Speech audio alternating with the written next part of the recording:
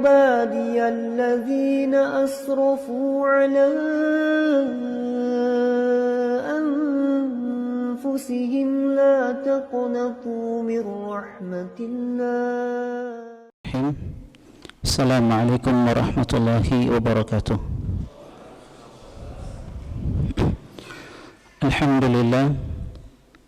Alhamdulillahil karimil mannan dzil fadli wal ihsani alladzi hadana lil iman. Wassalatu wassalamu ala nabiyyina Muhammadin nabiyil adnan wa ala alihi wa sahbihi wa man tabi'ahum bi ihsanin ila yaumiddin. Ya ayyuhalladzina amanu taqullaha haqqa tuqatih wa la tamutunna illa wa antum muslimun. Amma ba'd. Fa inna asdaqal hadithi kitabullah wa khairal hadi hadi Muhammadin sallallahu alaihi wasallam. Wa syarrul umuri muhdatsatuha wa inna kulla muhdatsatin bid'ah wa kulla bid'atin dalalah wa kulla dalalatin finnar. Ma'asyiral muslimin, jemaah sekalian, ikhwani wa akhwati fillah, hafizani wa hafizakumullah. Kita akan melanjutkan kajian rutin kita dari pembahasan kitab Al-Jadid fi Syarhi Kitab Tauhid karya Syekh Sulaiman Al-Qara'awi rahimahullahu ta'ala. Sebuah kitab yang menjelaskan kitab Tauhid, penjelasan tentang penghambaan seorang hamba kepada Allah Subhanahu wa ta'ala, yang ditulis oleh Syekhul Islam Muhammad bin Abdul Wahhab rahimahullahu ta'ala. Dan kita masuk bab yang selanjutnya, bab yang ke-36 yang dibawakan oleh penulis kitab Tauhid Syekhul Islam Muhammad bin Abdul Wahhab rahimahullahu ta'ala. Beliau mengatakan, babu minasyirki iradatul insani bi'amalihi dunya. Bab yang menjelaskan tentang termasuk kesyirikan, yaitu seseorang yang menginginkan dunia dengan amalan salehnya.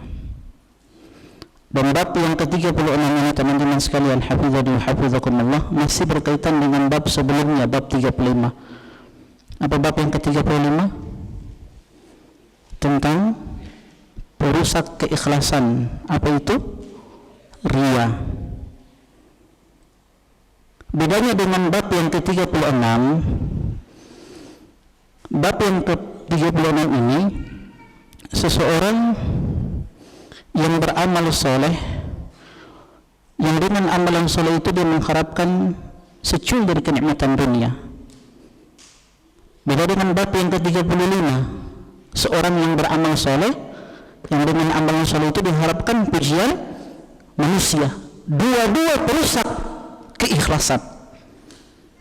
Kalau yang pertama, riya sebagai penghancur keikhlasan, kalau bab yang ke-36 ini, racun dunia, perusak keikhlasan. Dan telah kita sebutkan pada pertemuan sebelumnya ketika berbicara tentang bab yang ke-35, Allah Subhanahu wa ta'ala telah menegaskan di dalam Al-Quran, wa ma khalaqtul jinna wal insa illa liya'budun. Tidaklah aku ciptakan jin dan manusia kecuali untuk menghambakan diri kepadaku, kata Allah Subhanahu wa ta'ala. Dan ini tugas seorang hamba di dunia ini, menjadi hamba-hamba Allah, beribadah kepada Allah Subhanahu wa ta'ala. Sehingga seorang muslim berusaha jangan sampai amalan-amalan dia rusak, hancur karena satu dari beberapa perkara yang bisa menghancurkan ibadahnya. Teman-teman sekalian rahimani wa rahimakumullah, di bab yang ke-36 ini penulis membawakan dua dalil yang bersumber dari Al-Quran dan hadis Rasulullah sallallahu alaihi wasallam. Dalil yang pertama, firman Allah Subhanahu wa ta'ala dalam surat Hud ayat yang ke-15 sampai ayat yang ke-16. Allah Subhanahu wa ta'ala berfirman, "Man kana yuridul hayatad dunya wa zinataha nuwaffi ilaihim a'malahum fiha wa hum fiha la yubkhasun." siapa yang menghendaki kehidupan dunia dan perhiasannya, siapa yang menginginkan balasan dunia, mengharapkan secuil dari kenikmatan dunia, harta, pangkat, jabatan, wazinataha, dengan perhiasannya, anak-anak, harta wanita, nuwaffi ilaihim a'malahum, maka kata Allah Subhanahu wa ta'ala, kami akan sempurnakan balasan untuknya dalam kehidupan dunia ini. Wa hum fiha la yubkhasun, di dalam kehidupan dunia ini mereka-mereka yang beramal dengan amalan soleh yang tujuannya hanya untuk mendapatkan secuil dari kenikmatan dunia, la yubkhasun, tidak akan dirugikan oleh Allah Subhanahu wa ta'ala. Tapi ingat, ulaika alladziina laisa lahum fil akhirati illa an-nar, mereka ini orang-orang yang beramal dengan amalan akhirat, amalan saleh, puasa, zakat, sedekahnya, menuntut ilmu, dan ketaatan-ketaatan yang lainnya, laisa lahum fil akhirati illa an-nar, maka mereka tidak mendapatkan bagian mereka dalam kehidupan akhirat kecuali neraka Allah Subhanahu wa ta'ala.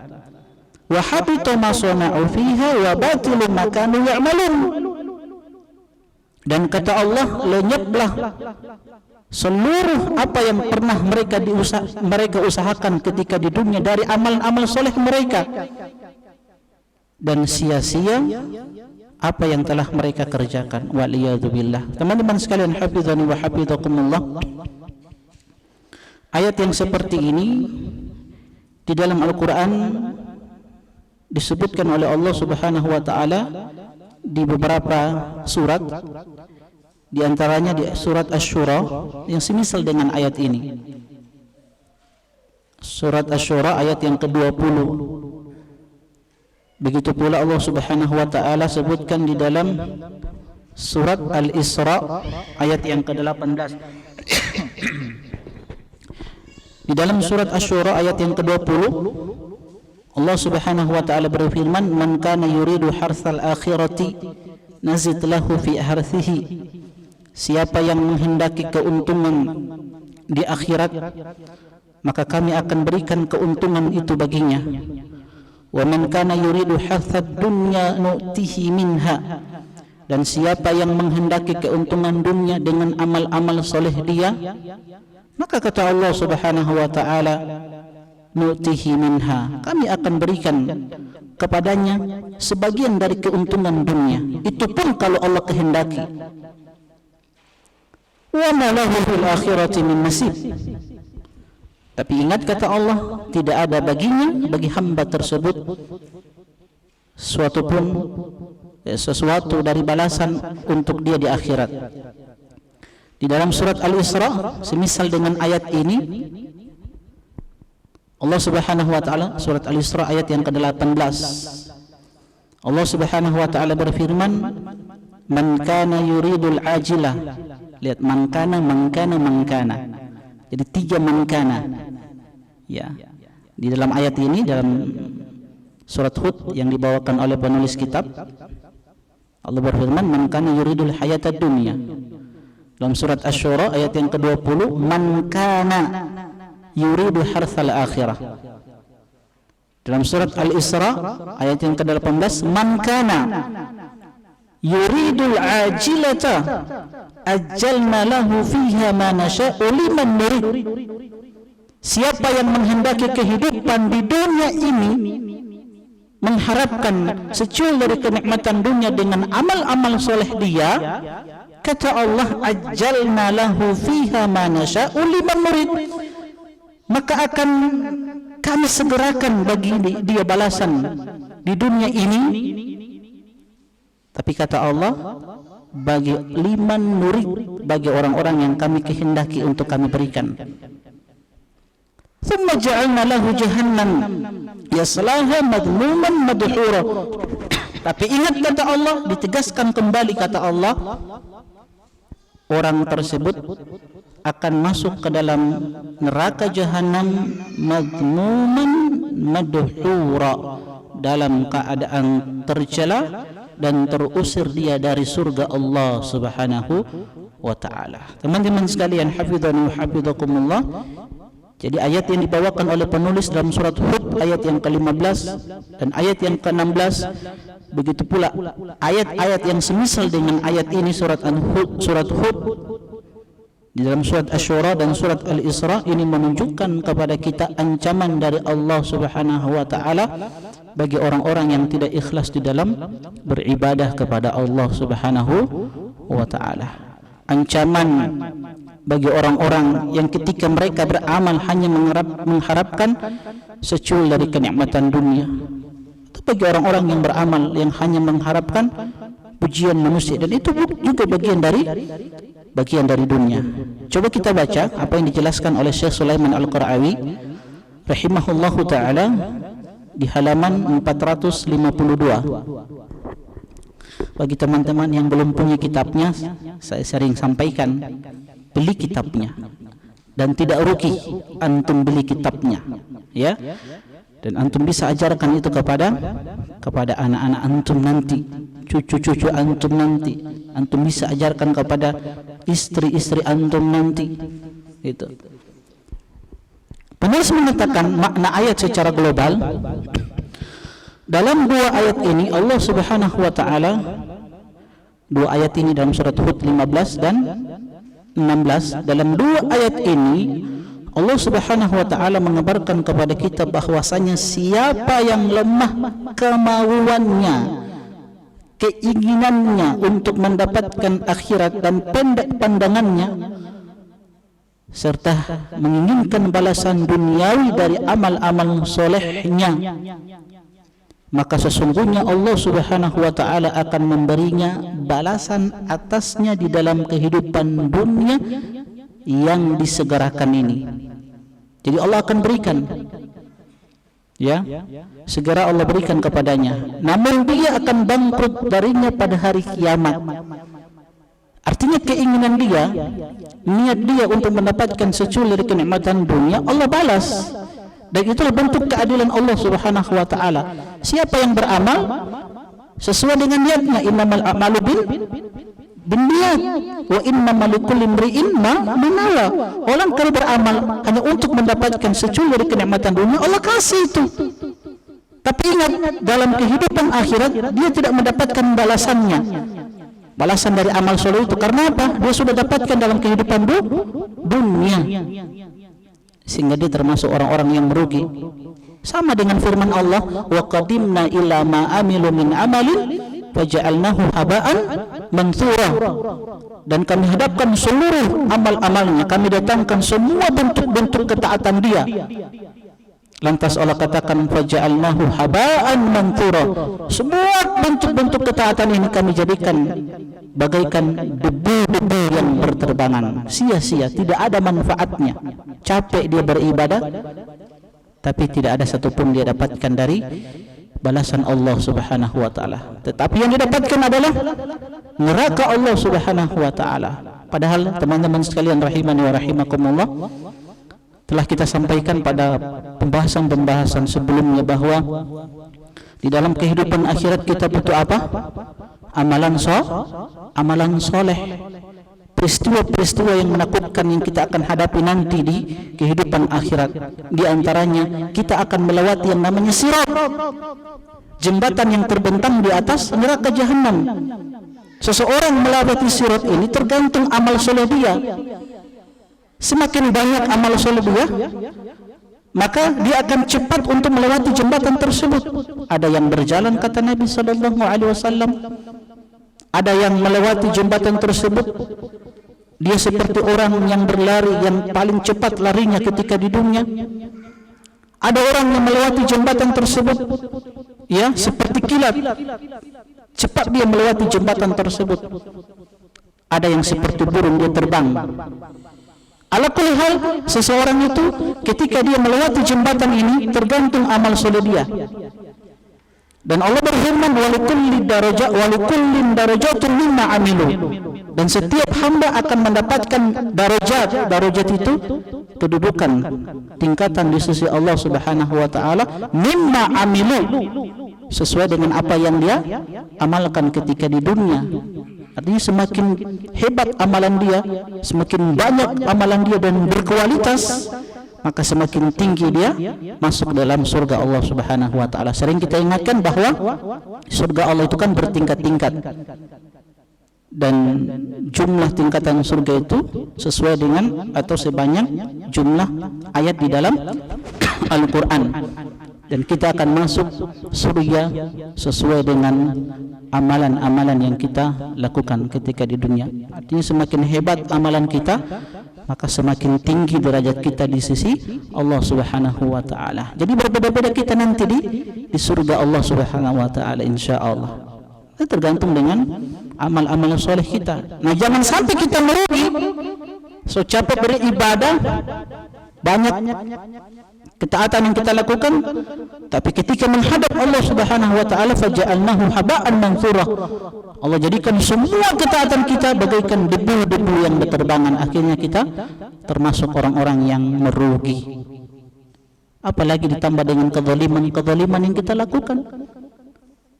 Habis pahala untuk membayar kezaliman yang kita lakukan. Kalau sudah habis pahala, apa yang dilakukan? Untuk menebus kezaliman tersebut? Apa? Dosa-dosa dari orang yang pernah kita zalimi diambil dan diletakkan, dipindahkan, ditransfer ke kita, yang kemudian itulah yang akan menyeret kita ke dalam neraka jahanam waliyadu billah. Oleh karena itu, teman-teman sekalian, racun dunia ini berbahaya. Orang beramal soleh, melakukan ketaatan hanya untuk mendapatkan secul dari kenikmatan dunia, dan itu banyak dilakukan oleh kaum muslimin. Ada orang yang tadinya dia keluar-keluar, dia teriak, suka mengkritik pemerintah, tapi ketika dikasih jabatan diam, berbalik membela pemerintah. Pindah lagi pemerintah berikutnya, tidak dapat jabatan, oh dia yang paling vokal, babat teriak mengkritik pemerintah. Dikasih jabatan diam. Tapi kita Ahlus Sunnah wal Jamaah Salafiyin mentaati pemerintah, sami'na wa ta'na, taat, mendengar dan taat terhadap pemerintah, bukan karena ada keuntungan dunia yang kita dapatkan, tapi karena inilah perintah, inilah syariat. Rasulullah SAW telah perintahkan, bahkan beliau mengambil baiat dari sahabat-sahabat untuk mendengar dan taat terhadap pemerintah fi mansyatina wa makrihina, dalam keadaan pemerintah memberikan keuntungan atau dalam keadaan pemerintah mungkin ada kebijakan-kebijakan yang merugikan kita. Sami'na wa ata'na, kita dengar dan taat dan tidak memberontak terhadap pemerintah. Itulah keyakinan Ahlus Sunnah wal Jamaah. Kita dengar dan taat kepada pemerintah kita, bukan karena ada keuntungan-keuntungan dunia, tidak. Berbeda dengan orang-orang yang suka teriak-teriak, vokal dia, tapi hanya ada tujuan-tujuan tertentu, bukan karena keyakinan dia yang diajarkan oleh Nabi SAW. Maka bersyukur teman-teman sekalian, kita diberikan hidayah mengenal sunnah Nabi SAW. Ya. Orang-orang yang tulus, yang bersih hatinya, selalu mendoakan kaum muslimin, selalu mendoakan pemerintah mereka, selalu mendoakan kebaikan untuk negeri yang tercinta ini. Karena yang kita inginkan tidak lain kecuali adalah kedamaian, ketentraman. Itu yang kita inginkan. Kita tidak mau ribut-ribut, kita tidak mau ada darah seorang muslim yang tertumpahkan, tidak. Inilah yang diajarkan oleh Nabi kita Muhammad SAW. Kita senantiasa mendoakan kebaikan untuk pemerintah kita, untuk presiden kita, untuk menteri-menterinya, untuk gubernur kita, untuk wali kota kita, untuk bupati kita, dan seluruh kaum muslimin kita doakan kebaikan. Tapi kita lanjut.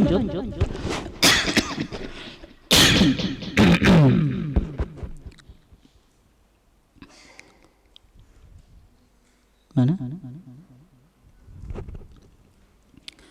Jadi dalam dua ayat ini Allah mengabarkan kepada kita bahwasanya siapa yang lemah kemauannya dan pendek pandangannya serta menginginkan balasan dunia dari amal-amal solehnya, maka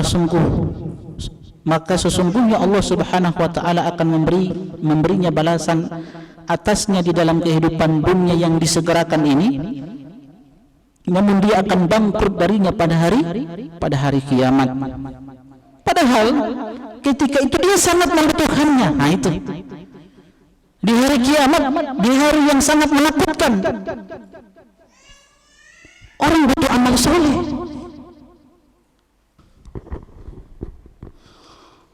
Ma'asyiral muslimin, jemaah sekalian, ikhwani wa akhwati fillah, hafizani wa hafizakumullah. Kita lanjutkan. Jadi kata penulis kitab Syekh Sulaiman Al-Qara'awi rahimahullahu ta'ala,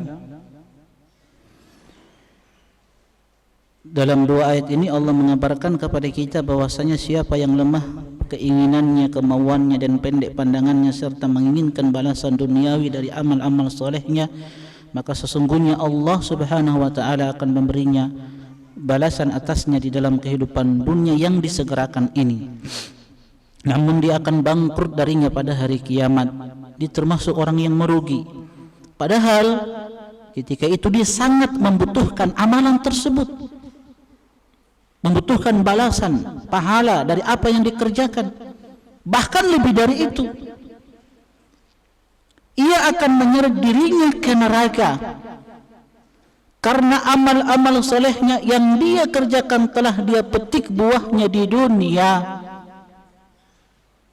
menjadi batal dan sia-sia, serta tidak bisa menjadi sebab keselamatannya di akhirat nanti. Waliyadzubillah. Oleh karena itu, ma'asyiral muslimin, hafizani wa hafizakumullah, kembali kita ingatkan, keikhlasan ini adalah perkara yang penting di dalam kehidupan kita. Dengan keikhlasan itu, perkara-perkara akan dimudahkan oleh Allah Subhanahu wa ta'ala. Dengan keikhlasan kita akan diselamatkan di akhirat nanti. Rasulullah sallallahu alaihi wasallam bersabda, "Man kanatil akhiratu hammah." Siapa yang tujuan hidupnya untuk negeri akhirat, ja'alallahu ginahu fi qalbi. Allah Subhanahu wa taala akan berikan dalam kehidupan dunia balasannya apa? Allah akan berikan kecukupan di dalam hatinya. Dia selalu merasa cukup dengan apa yang Allah berikan. Wa jama'a lahu syamlah. Allah Subhanahu wa taala akan kumpulkan urusan-urusan dia yang telah tercerai-berai. Allah senantiasa akan memberikan jalan keluar untuknya. Wa atathu dunya wa hiya ragimah. Bahkan yang lebih hebat dari itu, kalau kita ikhlas di dalam beramal, dunia itu akan datang kepada kita dalam keadaan hina. Dunia akan datang kepada kita dalam keadaan kita menolaknya. Sudah cukup. Apa yang aku miliki sudah cukup untuk diriku, untuk keluargaku, untuk anak dan istri-istriku, sudah cukup. Datang dunia itu kita tolak. Dalam keadaan hina dia datang. Wa man kanatid dunya hammah. Sebaliknya kata Nabi sallallahu alaihi wasallam, siapa yang tujuan hidupnya hanya untuk mendapatkan dunia, dia beramal soleh hanya untuk mendapatkan secuil dari kenikmatan dunia, padahal dunia itu kan hina. Nanti kita akan sebutkan insyaallah perkara-perkara yang bisa menyelamatkan kita dari racun dunia. Kita harus kenali sifat-sifat dunia itu supaya betul-betul kita beramal ikhlas karena Allah Subhanahu wa taala, bukan untuk mendapatkan secuil dari kenikmatan dunia. Insyaallah kita akan sebutkan, sebagaimana kita telah sebutkan perkara-perkara yang bisa menyelamatkan kita dari riya. Apa perkara yang bisa menyelamatkan kita dari riya? Bukan tibu riya ya. Riya penyakit hati. Apa perkara yang bisa menyelamatkan dari riya? Apa? Hah? Iya. Berusaha untuk menyembunyikan amalan soleh. Apalagi? Hah? Hah? Muhasabah. Oke. Apalagi? Hah? Oke, luruskan niat. Apalagi? Hah? Berdoa. Berdoa yang terpenting ini. Apa doanya? Apa doanya? Ketua. Apa doanya? Ini ketua saya ini. Apa ketua doanya?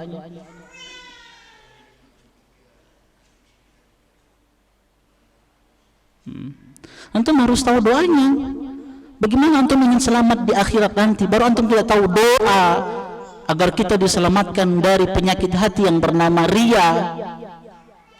Allahumma inni a'udzubika an usyrika wa ana a'lamu wa astaghfiruka lima la a'lam. Ya Allah, aku berlindung kepadamu dari kesyirikan yang aku tidak ketahui.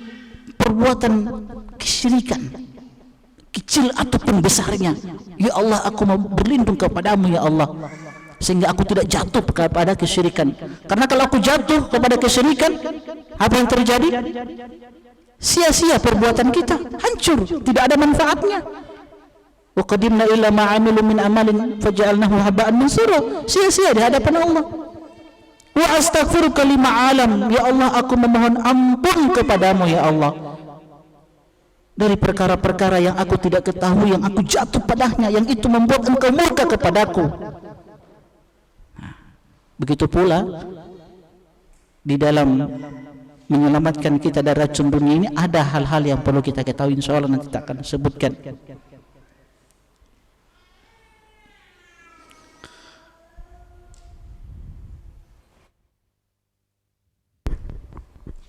Jadi kata penulis,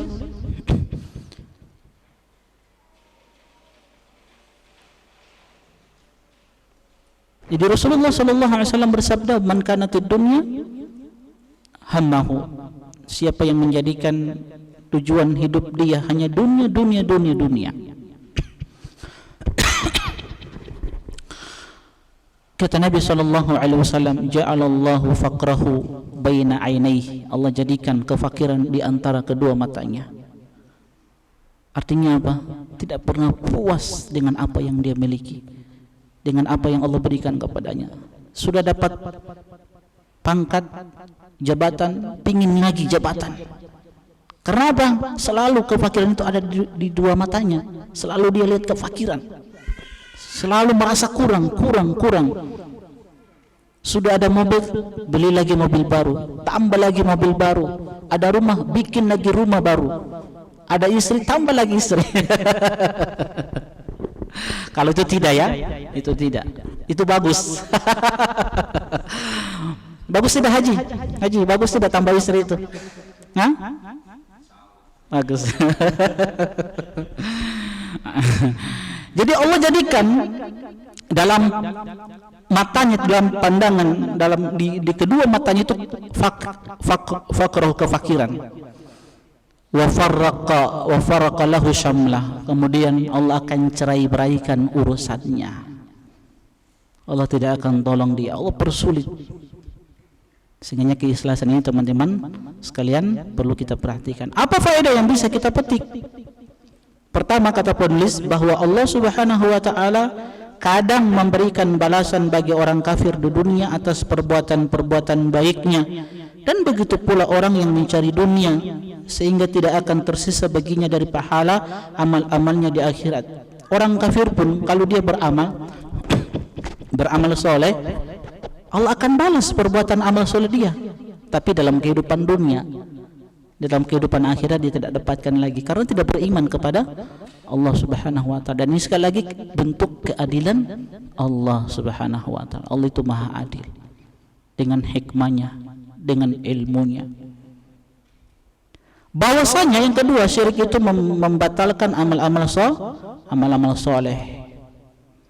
Ketiga, mencari dunia dengan amalan akhirat membatalkan pahalanya.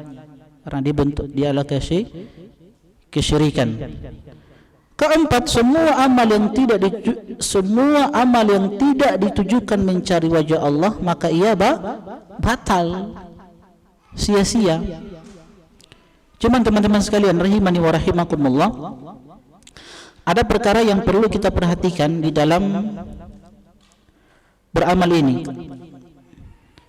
Syekh Utsaimin rahimahullahu taala menyebutkan di dalam majmu' fatwa beliau tentang jenis-jenis orang yang beramal. Kata beliau, manusia di dalam beramal itu terbagi menjadi dua golongan. Golongan yang pertama, ada orang yang beramal soleh, dia lakukan semua ketaatan, dia bersedekah, dia berpuasa, dia sholat 5 waktu, dia membaca Al-Quran dan bentuk-bentuk ketaatan yang lainnya. Tapi tujuan dia melakukan ketaatan ini hanya untuk mendapatkan secuil dari kenikmatan dunia, agar rezekinya dilancarkan, supaya dapat promosi jabatan.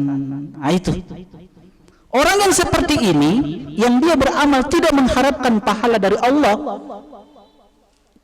maka sia-sia amal dia, dan di akhirat nanti dia termasuk orang-orang yang merugi, masuk pada ayat yang tadi yang kita sebutkan.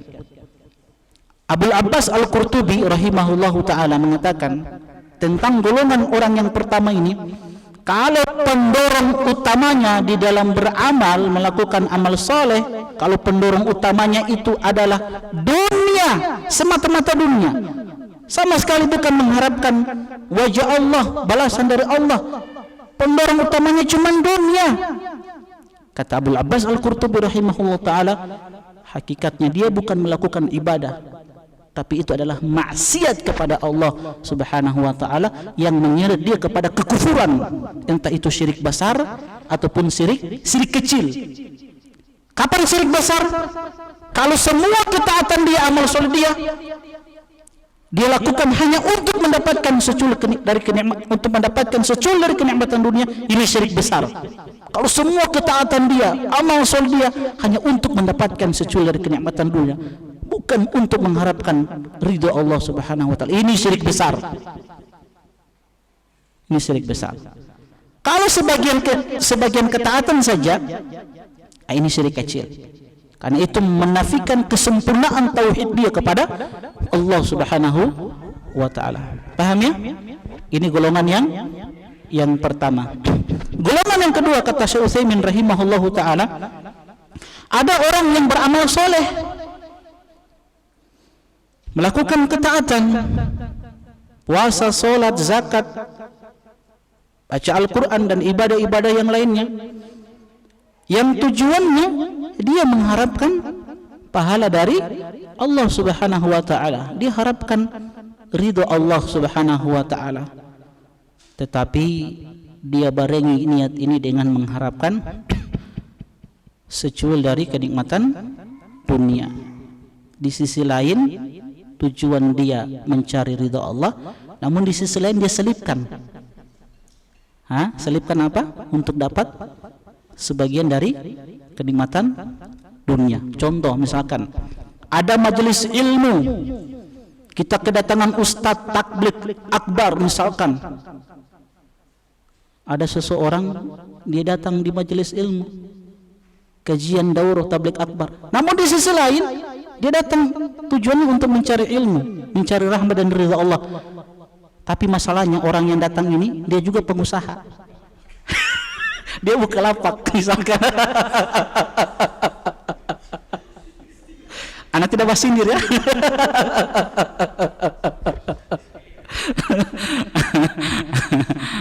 Ada begitu kan? Ada orang-orang seperti itu? Ada kan? Ada. Jadi niatnya apa? Dia datang di majelis ilmu untuk apa? Mencari ilmu, mencari rahmat ridha Allah. Karena di majelis ilmu kan banyak keutamaannya. Namun di sisi lain diselipkan, ya, dia juga membuat usaha, membuat jual. Nah, orang yang seperti ini kira-kira bagaimana amal dia?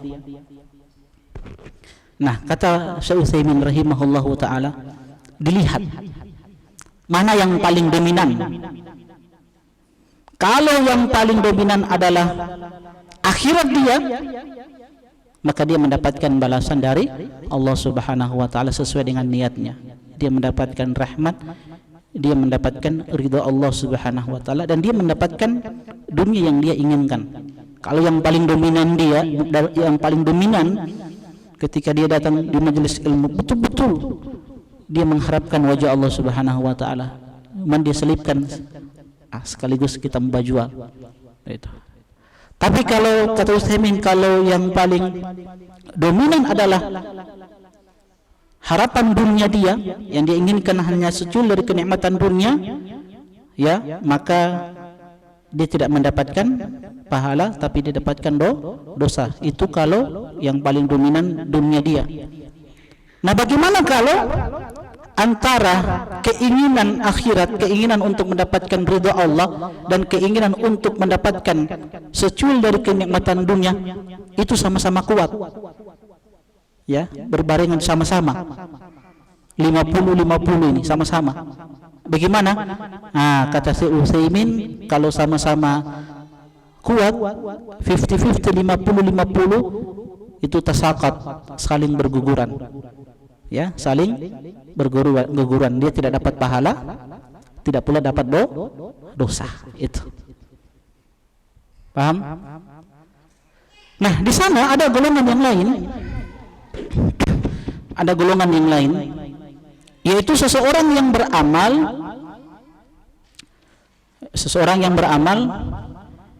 yang dia melakukan amalan saleh, tujuannya untuk mencari ridha Allah Subhanahu wa taala, namun tercampur dengan keinginan dunia. Tapi keinginan dunia ini, perkara dunia ini yang dia inginkan, dimotivasi oleh syariat.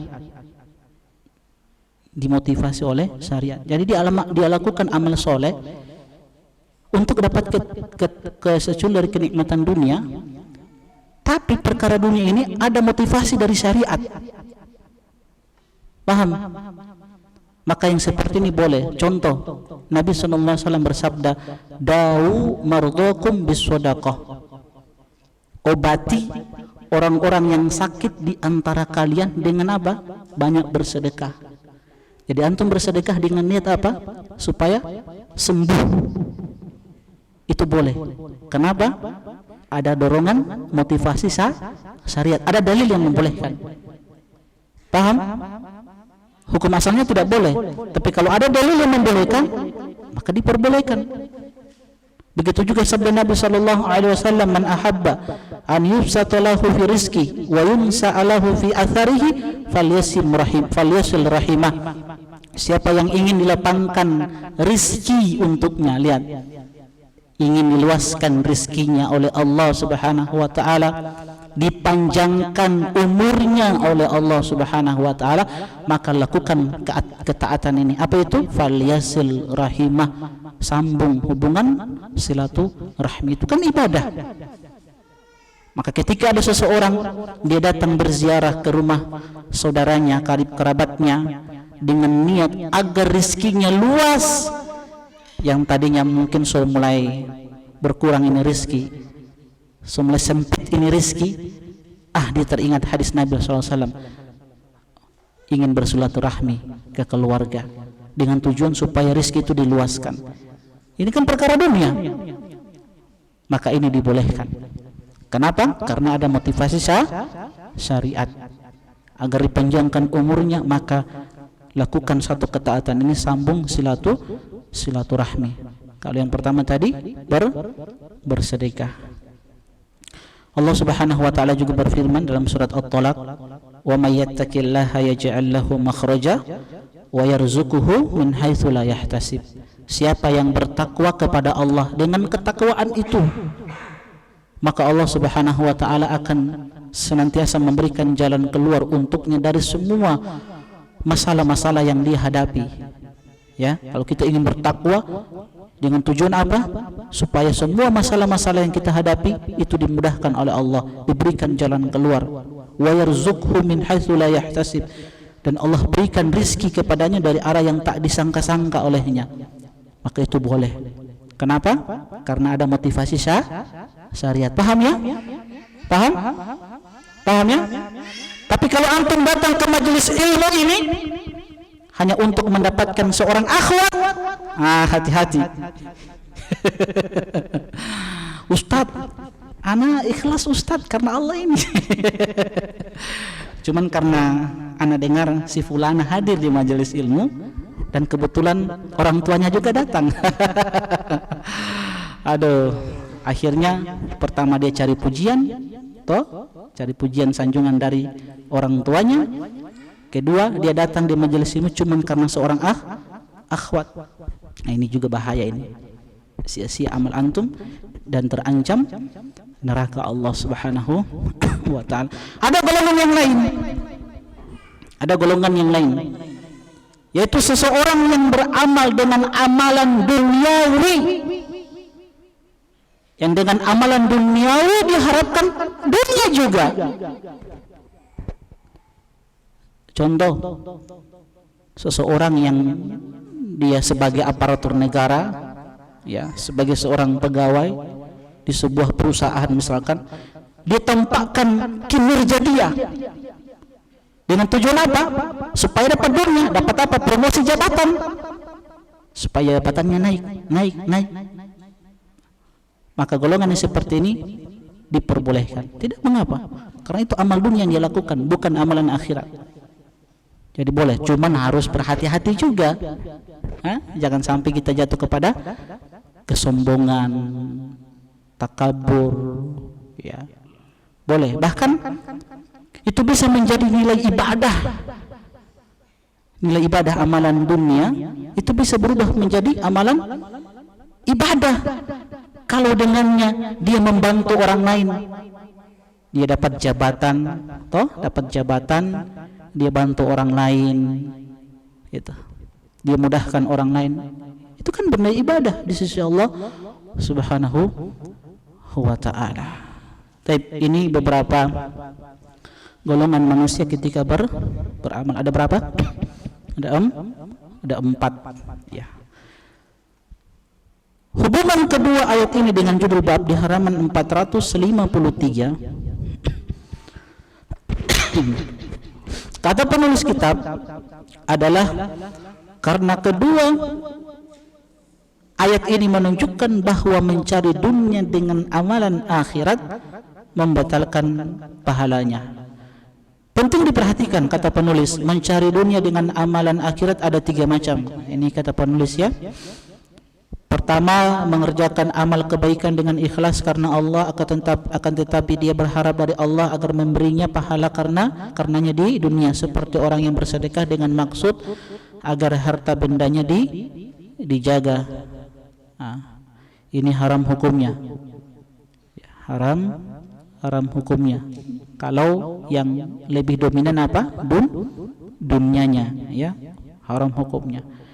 Kalau sama-sama kuat, saling berguguran, maksudnya tidak dapat pahala, tidak dapat juga dosa. Kedua, mengerjakan kebaikan karena riya dan sum'ah. Ini adalah sebuah kesyirikan kepada Allah Subhanahu wa taala. Ketiga, mengerjakan amal kebaikan demi mendapatkan harta benda duniawi dari orang-orang, seperti orang yang melaksanakan haji untuk mendapatkan harta dari hajinya, bukan karena Allah Subhanahu wa taala, atau seseorang yang berlagak menjadi seorang yang beragama dan soleh agar diangkat sebagai pegawai keagamaan, bukan karena Allah. Jenis ini adalah kesyirikan kepada Allah. Ini juga, ya, perlu kita perhatikan dan kita berhati-hati sebagai seorang penuntut ilmu yang dia belajar ilmu agama, tujuannya hanya untuk mendapatkan jabatan. Misalkan dia kuliah hanya untuk mendapatkan gelar, belajar ilmu agama hanya untuk mendapatkan gelar. Setelah dapat gelar, dia bisa dapat jabatan, jadi seorang menteri, Jadi tujuannya hanya untuk mendapatkan dunia. Ini terancam neraka Allah Subhanahu wa ta'ala. Bahkan telah kita sebutkan di bab yang ke-35, 3 golongan manusia yang pertama kali dilemparkan ke dalam neraka jahanam sebelum para penyembah berhala dimasukkan ke dalam neraka jahanam. Di antara ketiga golongan manusia ini, salah satunya siapa? Seorang alim, seorang qari, seorang penuntut ilmu, seorang ustadz, seorang syekh, seorang yang hebat bacaan Al-Qur'annya. Dia belajar karena hanya untuk mendapatkan pujian manusia, diangkat status sosialnya, waliyadzubillah. Di sini kata penulis, sedangkan orang yang amalnya dia tujukan untuk wajah Allah akan tetapi dia mendapatkan sebagian harta benda dunia lalu dia mengambilnya, maka tidak ada dosa baginya, ya. Akan tetapi pahalanya berkurang sesuai dengan apa yang dia ambil dari harta dunia tersebut, seperti seseorang yang berjihad karena Allah dan mendapatkan ghanimah. Teman-teman sekalian rahimani wa rahimakumullah, kita masuk dalil yang kedua yang dibawakan oleh penulis kitab Syekhul Islam Muhammad bin Abdul Wahhab rahimahullahu taala. Beliau mengatakan di dalam As-Sahih dari Abu Hurairah radhiyallahu taala anhu, beliau berkata, Rasulullah sallallahu alaihi wasallam bersabda, ta'isa abdud dinar, ta'isa abdud dirham, ta'isa abdul khamisah, ta'isa abdul khamilah, in u'tiya radiya wa illam yuqta sakhid, ta'isa wan takash wa idha shika falan taqash, tuba li'abdin akhadha bi'inani farasihi fi sabilillah